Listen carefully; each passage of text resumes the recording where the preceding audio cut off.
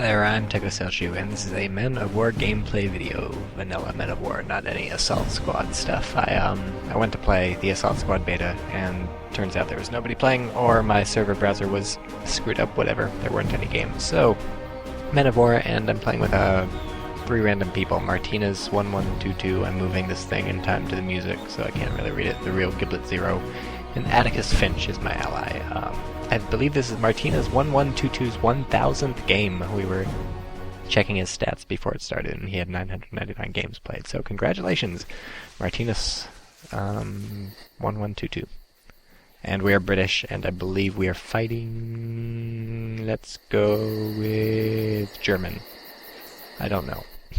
So in Assault Squad there aren't going to be British, they're going to be Commonwealth, which makes a lot more sense, I guess, because the British were of course fighting with the Australian, New Zealand, and Canadian forces. They were fighting with a lot of Indians, not like Native American woo Indians, but like actual Indian people from India, and stuff like that. Very briefly at the beginning of this game I sent my submachine gun on infantry off to the left, then I realized that my ally spawned even more to the left than I did, so I started heading to the right.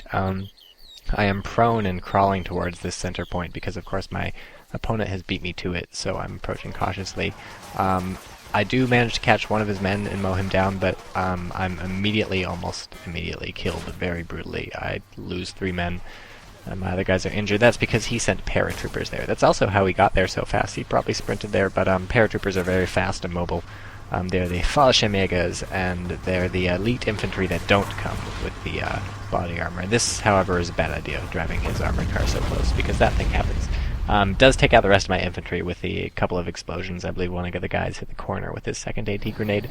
In any case, I came out ahead on that fight. But yeah, he got there very quickly to the middle point because he has the Fallschirmjäger paratroopers, and not only did he get there fast, he's going to be able to hold it for a little while, at least until my Tetrarch shows up, because Fallschirmjägers as elite infantry are very good at fighting. They have a couple of them have FG-42s, the rest I believe have MP-40s.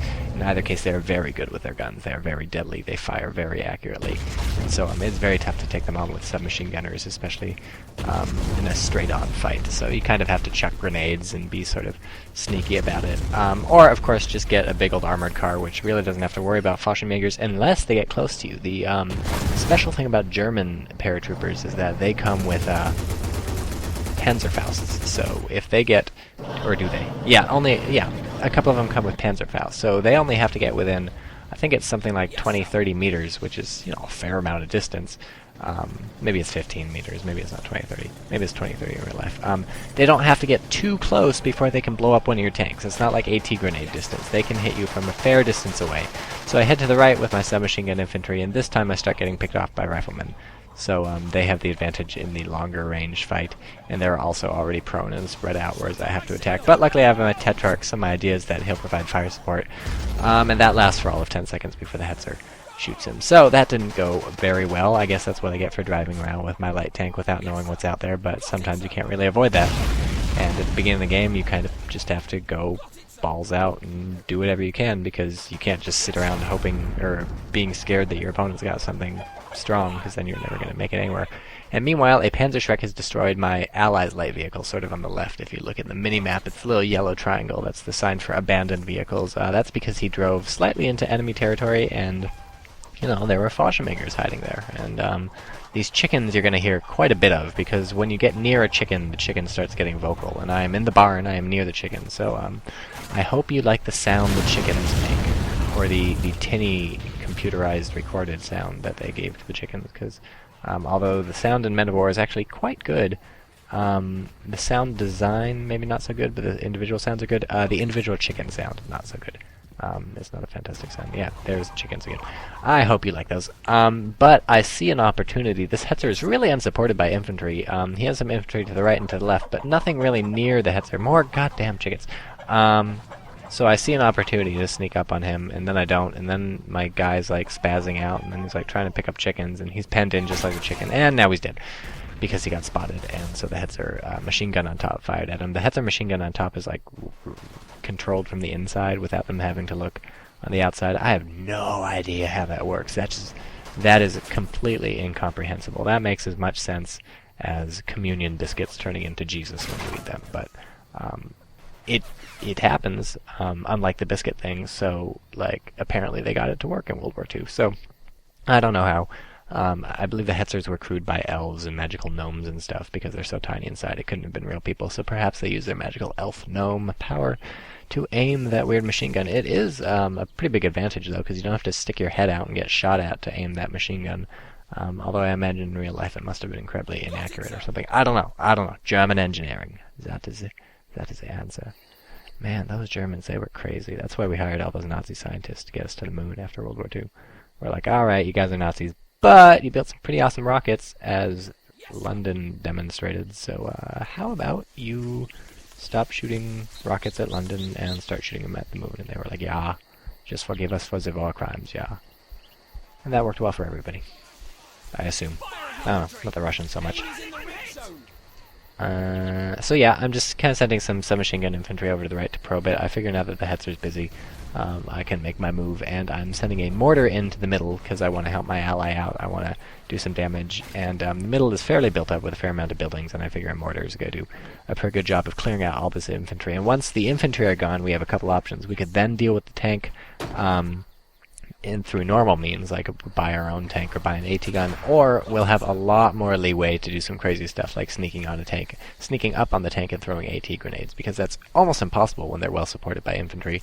But if the mortar makes it just a dangerous place for infantry to live, they're going to have to either pull their tanks back or render themselves vulnerable to all sorts of special infiltration units. And so my mortar is handily just shelling the middle while my ally attacks the middle, and luckily for my ally, the left has not been attacked very much, so that leaves him free to attack the middle and me free to attack the right. He's got some riflemen spread out on the right, but he's got paratroopers spread out on the right, but I've got riflemen. So again, you see how I'm losing this fight. I do manage to pick off a couple of his guys, but that's only with a whole squad of my people. These paratroopers are just a beast to fight against. Any sort of elite infantry are just really, really good. And in fact, if all goes well, my next video will highlight elite infantry very much. So I buy my own elite infantry. These are stormtroopers. They are the armored elite infantry versus the unarmed elite infantry, which the paratroopers are. Where's the Hetzer? Asked my ally. I don't really know. So my unarmed infantry are commandos, and so I could buy those guys. But when I'm assaulting a position, I want some. Look at this guy. I'm gonna catch this guy. Boom. Dead. But you see, even 3 guys firing at him, he didn't almost get away. But anyways, I'm buying assault infantry. They're armored. They're not as fast and limber, but they will take a beating and keep on eating bullets. And somehow my ally destroys the main gun, the Hetzer, and boom, now the Hetzer's dead. Thank you, 17-pounder field gun, but you are the best field gun. 17-pounder is an incredibly powerful AT gun. And it is one of the many reasons you should love the British. Other reasons include tea, and their funny accents, and the Battle of Britain, and they kind of stop slavery, and I'm sure there's something else Britain's done that makes up for being British, but I can't really think of it right now. I suppose they kind of screwed over Napoleon, if you don't like Napoleon. But boom, a bunch of my assault infantry go down, because no matter how much body armor you're wearing is not going to protect you from a Jagdpanzer IV, the shell of the Jagdpanzer IV. And so I immediately start sprinting towards the point. I did this because I know pretty soon there's just going to be shelling from this Jagdpanzer constantly, and so I need to get into the point and take it before everyone's dead. Luckily, his shot falls short and he gives me a crater, and a crater is 1,000 times better than open cover. You would think a crater doesn't make much difference, but it's a huge difference, and somehow that guy survives that shot, and now there's 2 craters, so that's great, but he didn't make it to the crater.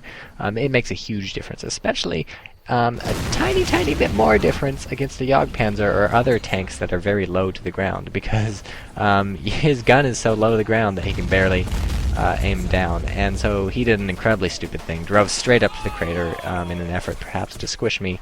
That was very, very, very dumb. It just lets me throw an AT grenade straight at the Jagdpanzer and destroy it. So he got impatient. He really should have moved in with infantry and just tossed a grenade or something. He had me suppressed with the Jagdpanzer. I take the body armor and give it to my little rifleman so that he will be the Übermensch rifleman.